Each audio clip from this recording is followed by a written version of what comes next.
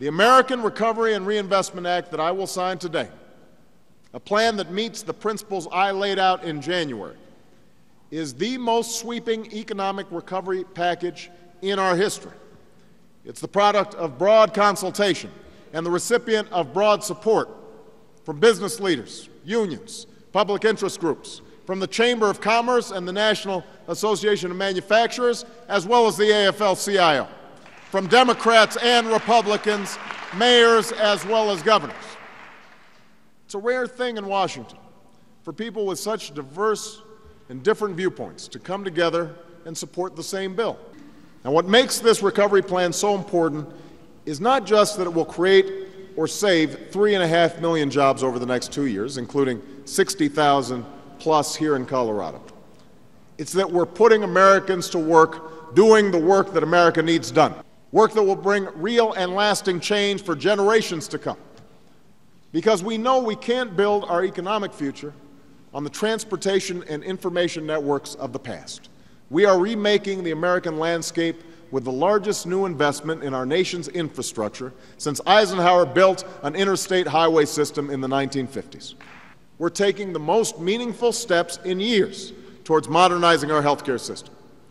It's an investment that will take the long overdue step of computerizing America's medical records to reduce the duplication and waste that costs billions of healthcare dollars and medical errors that cost thousands of lives each year.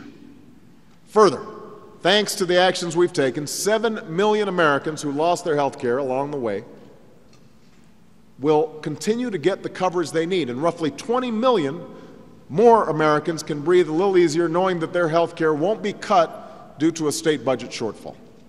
It's an investment that will save taxpayers over $1 billion by slashing energy costs in our federal buildings by 25%. Save working families hundreds of dollars a year on their energy bills by weatherizing over 1 million homes.